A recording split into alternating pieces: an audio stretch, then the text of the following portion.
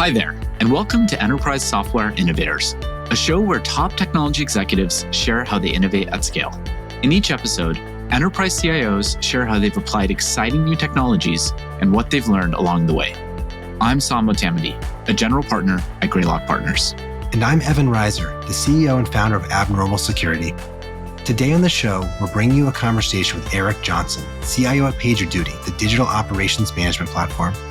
Eric is a longtime technology leader and has been the CIO at many notable companies throughout his career, including Informatica, DocuSign, and SurveyMonkey. In this conversation, Eric shares his thoughts about the impact of data strategy on AI adoption, transforming business operations with automation, and best practices for using generative AI in the enterprise. Well, first of all, and I mean this very sincerely, Eric, I really appreciate you taking the time to join us today. I've been looking forward to this conversation for a while. So first of all, you've been a CIO at many notable companies, including SurveyMonkey, DocuSign, Informatica, and recently PagerDuty. Can you give us like an overview of your career, maybe how you got to where you are today? Sure. I actually really started my career in the management consulting area. First job out of school was working at Deloitte Consulting, which was a great way to start your career. Lots of industries, lots of different people, lots of different challenges. It was almost like a graduate degree in how to work in business, and so it was a great start.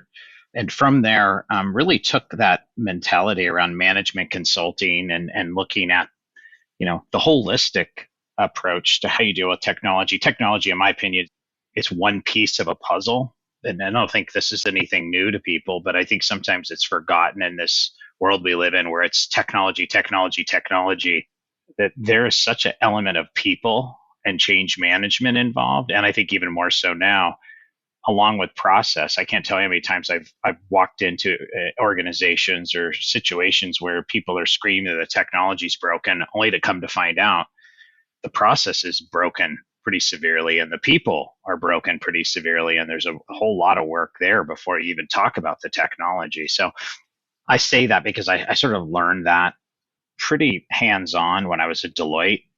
And I think that has carried with me through my career, working for a lot of innovative tech companies that grew in all kinds of different ways. I've worked with some amazing leaders. I've worked at some amazing companies, and I've got to really experience sort of what good looks like. And I think you can't ask for more in your career if you've had that opportunity. Do you mind sharing a little bit about what PagerDuty is and kind of how you help your customers? Yeah, PagerDuty. It's a company that started out as this notification technology that allowed folks to be aware of an issue going on, finding out who's on call and making sure that things were being addressed and people were alerted to a situation. Obviously, the company has evolved quite a bit since then. And as the company continues to evolve, it goes from not just being able to tell you there's a problem and alerting you to a problem, but getting into a place where it could even see that there's a problem, understand what the problem is, and potentially have workflow that you could build to help you resolve the problem. And then I think the longer term play here is, do we get to a world where you have all the sensors and all the information coming from your infrastructure, but you can also identify, hey, there looks like a problem that's about to happen, and actually being able to stop a problem from occurring. Maybe you got an infrastructure, a server, some data integration, whatever it may be, that looks like it's not working like it should. And there's early indications you could have a problem, and being able to fix the problem before it causes an outage. So I think you could start to see this kind of evolution of the solution from just simply telling you, hey, we got a problem, and alerting you, to helping you then to fix the problem in an automated way. And so I think it's a really interesting space that they're in. And I think it's a space that's going to very much be a must-have technology, or at least a must-have area of many companies' business operations, because the complexity of what we have today has just gotten so complex. The days of having a server sitting in your data center, you could go over and look at, see if the light's blinking. Those days are, for many companies, that day's over. And it's still there, but they also have stuff in the cloud that they're having to talk to. At PagerDuty, I think there's a strong belief, and I think a really strong position that the company's in around really being able to support companies that are starting to move into a much more complex and more modern architecture with processes and things that are going on, even now in a world we're in, where it's very much a remote world. people aren't sitting in offices as much anymore. So having technology that can bring together an alert and identify where problems are across a wide network of folks in a lot of different locations, I think is also going to become pretty important. Eric, there's a lot to double click on. And I think I want to zoom up a little bit and talk about the technology trend of the moment, of the year, maybe of the century, which is around AI. What are the top 2 or 3 areas you think CIOs need to be thinking about today in order to set themselves up for success with AI in the next 18 months? Yeah, this is obviously something super top of mind. At the end of the day, I'm someone who leverages technology as one of the key tools that I use to drive business impact. And the reason I start with that comment is because I think at the end of the day, CIO's job is to drive business impact, measurable business impact. So I think it's always something that many CIOs are cautious about. We've all lived through lots of different trends in technology. There's always a hype curve that occurs when technology comes out. AI is not something that's necessarily new. AI has been around for a while. And so if I was to talk to my CIO peer group, the first thing I would talk about is taking a step back and really thinking through your broader data program. 1, how are you using data to drive business impact? 2, what are very clear use cases that you could be focusing in on around generative AI? And the reason I say that is because I think what's going on right now, at least in my experience, is there's a lot of excitement around generative AI, which there should be, because it's a very powerful, very sophisticated set of solutions that I think are going to really change not only just the business world that we live in, it's going to change people's lives. But I think right now, if you're not careful, you can get sucked into this situation where you're spending a lot of time and energy running around looking for a problem to solve. And so my experience so far to date has been more of a purposeful approach to what business problem are we going to solve? What opportunity are we going to go take advantage of with this new technology? So I think you do need to really start with the problem you're trying to solve, as opposed to, hey, I have this new fancy piece of technology. Let me go look for a problem to solve. So I think the last thing I would add to that too is I have come across companies and organizations where data and management of that data still is not something that is seen as a top priority. And the reason I bring this up is because if you have a data program that is not incredibly diligent in managing the quality of the data, the security of the data, and really the curation and trust around the data, I don't know how strong of an AI program or generative AI program you're ultimately going to have. It kind of goes back to some of the fundamentals. If your fundamentals aren't in good shape, it's going to be really hard to take advantage of some of this really, really cutting edge innovative technology. And I think data is going to be something that CIOs are going to have to get really maniacal about and super focused on making sure that it is world class. When I think about AI's impact to transform organizations, I think about it on 2 vectors. One is transforming how you operate your business, and the second is transforming your products that are used by your customers to operate their businesses. And so, are there 1 or 2 ideas you would share with the audience that could be a quick win in terms of how someone can use AI to transform the way they're running their business? Yeah, I think that there's things that can be done today. One of the things I found that I don't know if it's a quick win, but I think it's a win, is really sitting down and having some very specific conversations with the business, especially around the world of sales and marketing and customer success. What are some of the key business drivers that they have, and how are they measuring things like churn? How are they measuring things like expansion of their base, of customers? How are they identifying new logos? Having an understanding, and this kind of gets to that business impact piece, really having a deep understanding of how the business is measuring success, and then building data products to support those things and move the needle. I think that's kind of the key takeaway. I think there's a lot of IT organizations out there that are really great at delivering things, but not really great at measuring the true impact that they're making. As you mentioned, a lot of the excitement around AI is around some of these generative capabilities. We'd love to hear how you would envision, PagerDuty using some of these new capabilities, just maybe generally AI capabilities to optimize, the product today.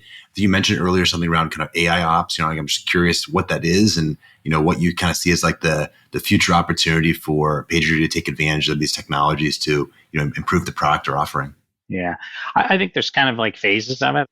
for example, today being able to identify all this information and synthesize it into what was the actual problem? Where did it actually occur? What was the root cause of the problem?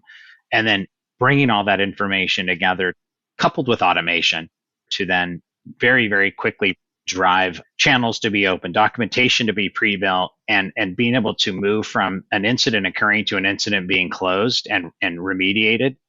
So using AI to be able to identify all of these data points, all of this information coming in, we believe helps our customers go from I've identified a problem to I've actually remediated and closed a problem much, much faster. So I think that's kind of like today. And that's coupled with not just AI, it's workflow. There's a bunch of things that sort of come together to build that solution, but AI has a role in that. As you move out into the future where you can start to identify where a problem has occurred, you have workflow that can then address the problem for you on your behalf. You could start to then even see that time shrinking even more, right? And that's also working with AI and data to be able to correlate a lot of different data points, identify what's going on, and then having very intelligent workflow that can actually go in and turn a server off or block that account or whatever it is that's causing the incident on your behalf. And I think the complexity of what's going on in this day and age around infrastructure and process and people being distributed, I think only contribute to the needs of companies to be able to have technology like this. And then as you breach into the opportunity around more advanced AI, where you could start to actually identify where there's a problem that's about to happen. It's seen pattern recognition. It's seen data from historical models that say, hey, if we continue to see these things happening, this is going to lead to an outage or a problem. Let's go ahead and fix that issue or stop that, whatever's happening that could contribute to that outage ahead of time. I think that's where the world of PagerDuty is going to be really leaning on, being able to look at lots of data. And we're talking a lot of data too, right? We're talking about sensors and all kinds of information and alerts coming in from all kinds of different systems and tools, and partnering up with, a lot of other logging and monitoring solutions that are out there to be able to actually then drive.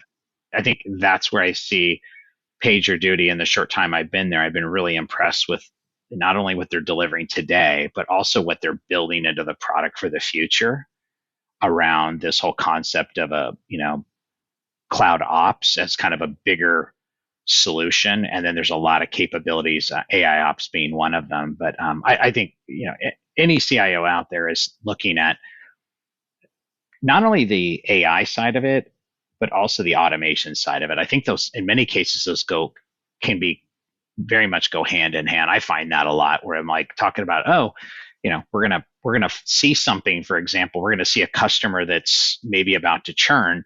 Great. I have a signal. Now what do I do with that signal? I need to actually drive some automation in the business to actually do something with that signal. And more, I think that's going to start to, I think I see a world where we're going to be automating a lot of the enterprise, right? A lot of the operations in an organization, more and more is going to be done through automation and the use of data and AI.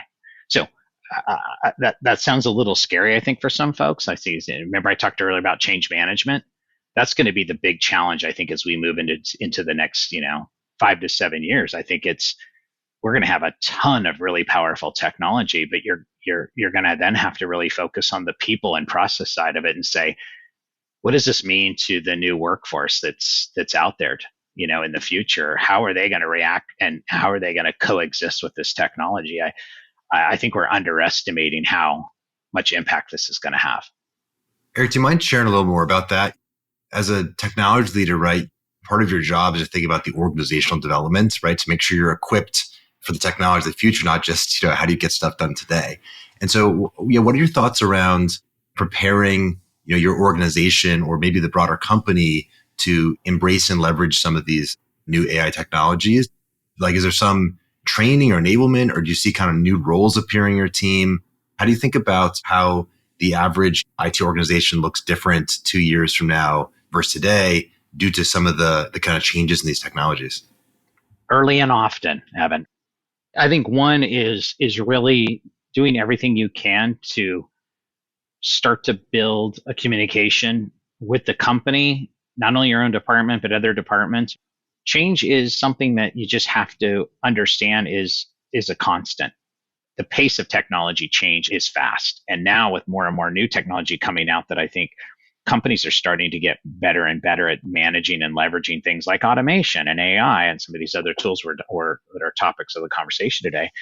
I think you have to sit down with the organization. You got to kind of talk about what that kind of change is going to be in the organization and making sure the executive team is on board with that. If you can't get that done, then you're probably not going to get very far on that sort of transformation. So let's assume that everyone's on board. And then I think it's a matter of, and I saw this on a number of companies I've been at where, as you get into department by department, automation changes using technologies like RPA with bots, and I've had experience with that. Sitting down with the leaders in those functions and explaining what the benefit's going to be and what some of the change management challenges will be. And a lot of times it's educating people that we're not going to put you out of a job.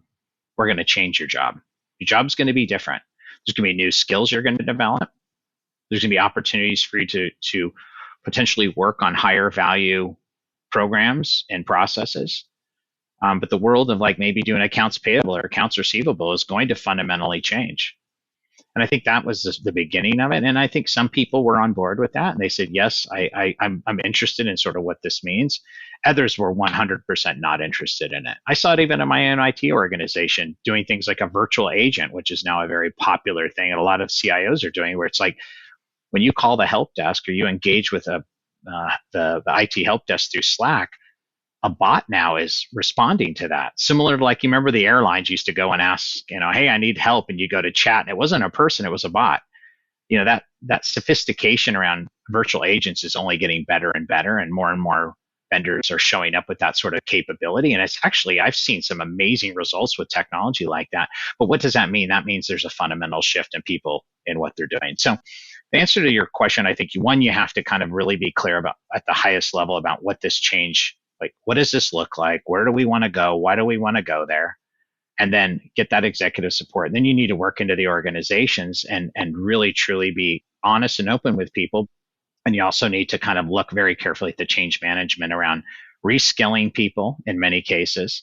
I do think there's going to be new roles. I mean, do you think there was ever going to be a role of someone that was going to be sort of a bot administrator? Did you ever hear of a job like that 5 years ago? But those are jobs that people have now. So it's one of those areas that I do spend quite a bit of time on, because if you screw that up, honestly, I think it really creates a lot of friction for the organization. I feel like one of the things I hear from CIOs often is like both this excitement around AI and automation, but also this frustration around how do I translate that into concrete ways I can change and transform my business. Obviously, PagerDuty plays an important role in the software development lifecycle. And we've seen, GitHub Copilot and these other examples of how generative AI can impact software development. But I'm curious from your perspective, both as you think about empowering internal development teams at PagerDuty and at other companies you've worked at, as well as kind of what a company like PagerDuty can do to make developers more productive.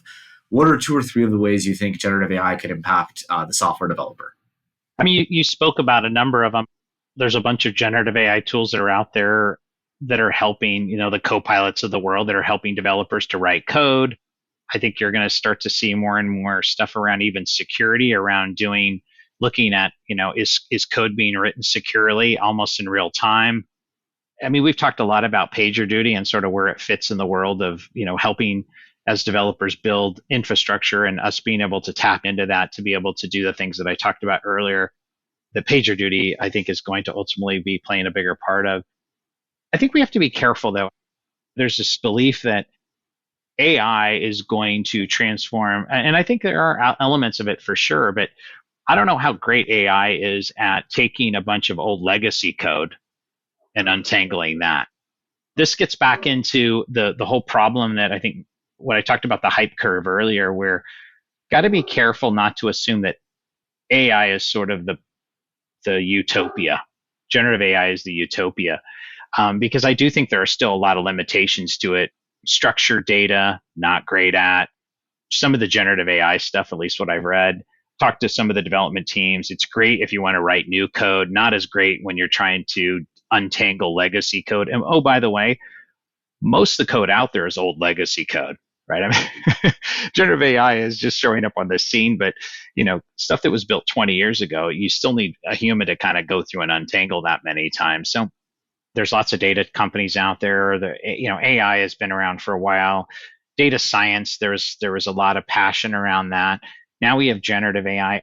I think the next big wave of technology is going to be, how do we now use all of this technology to really help to drive amazing efficiencies for the people that are doing the work? And I think you sort of tied into that, like developers being able to have these tools that are guiding them through the process and saying, hey, I've pre-built this code for you. And as they're in there doing it, like you said, it's telling them, based on your policies and security standards, you need to fix these things, or we've already fixed them for you, so that you're developing really, really highly secure, highly efficient code. And I'm not a developer, but I can imagine that that's going to drive efficiencies and productivity gains. Also, the thing I just talked about are RPA technologies. All of a sudden, you have a finance organization that's able to process 10 times the volume of transactions they used to with the same number of people. So as you're growing the business, you become more and more efficient.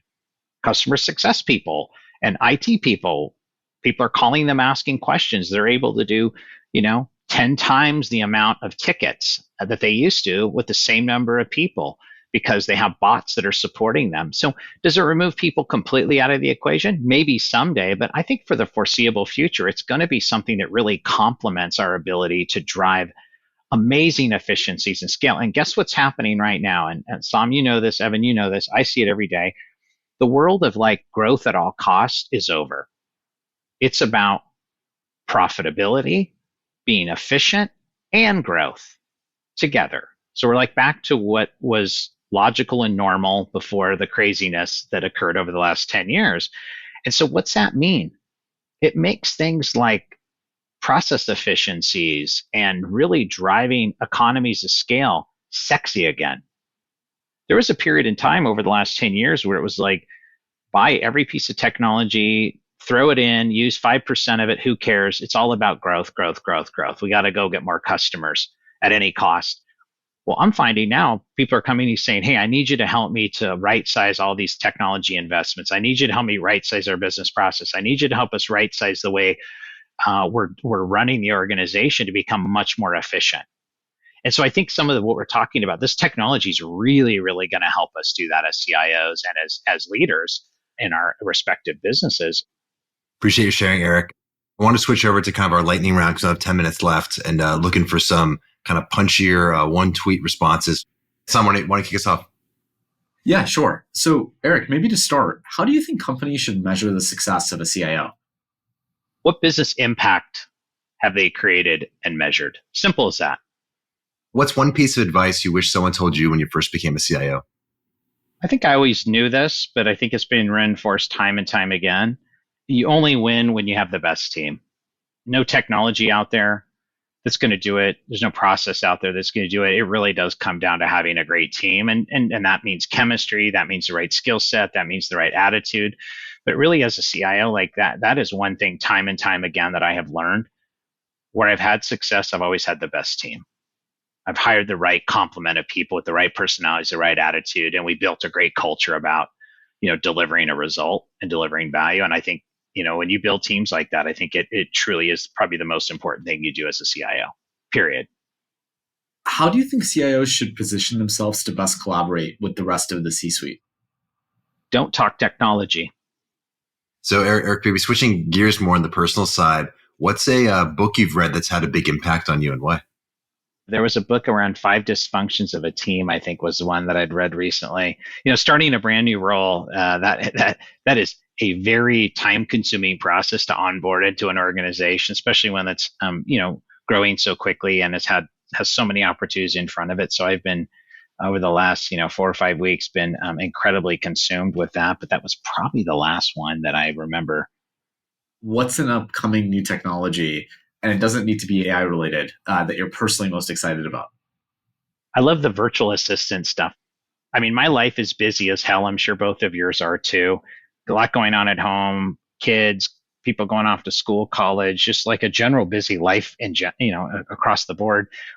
It's very fascinated by this world of personal assistants that could be virtual. It's a bot. It's something you could say, hey, make a dinner reservation over here, make an appointment over there, deal with this, deal with that. Like, it'd be interesting to see what happens, especially the world of generative AI. I think is going to like supercharge that all of a sudden. Can you imagine a world where we have our own personal assistant that, you pay like $3 a month for a subscription and they just handle like a bunch of your life's to-dos? I don't know about you guys, but I usually, as I'm sitting here, I have a laundry list on a piece of paper of all the to-dos I have to do around sending an email to this person and checking with this and checking with that. I'm so on a personal level, I'm really fascinated and interested to see how that world changes. I think when people think about virtual assistants, they kind of think about it in terms of the use cases today. I think about these virtual assistants almost like this universal adapter between the digital world and the analog world. I have the world's best doctor, but there's no like technology interface. If I want to schedule an appointment, I have to call up, his office and set it up. It's kind of like disconnected, right? But the virtual assistant can bridge that through the phones and the fax machines and the emails, right? And things that don't have like APIs, right? So I think about this like universal adapter between, software, right? And kind of like the real world we live in. So I think there's a lot of opportunities there. And that real world we live in is the bulk of what we deal with. The bulk of the world we have today is analog in our personal life. Doctors and your insurance agent and your property taxes and your everything is still very analog. There's so much of our lives that are still analog. And I agree with you. There's going to be this continued shift around how do you move all this amazing digital to be able to engage with that analog. There's things that we can't even imagine today that are going to be possible in the next decade. Eric, unfortunately, we're out of time, but I really appreciate you making time to chat with me and Saam. Great to see you again and looking forward to chatting again soon. Nice to see both you guys. Take care of yourself. Have a nice rest of the week. That was Eric Johnson, CIO at PagerDuty. Thanks for listening to the Enterprise Software Innovators podcast. I'm Saam Motamedi, a general partner at Greylock Partners. And I'm Evan Reiser, the CEO and founder of Abnormal Security. Please be sure to subscribe so you never miss an episode. You can find more great lessons from technology leaders and other enterprise software experts at enterprisesoftware.blog. This show is produced by Luke Reiser and Josh Meir. See you next time.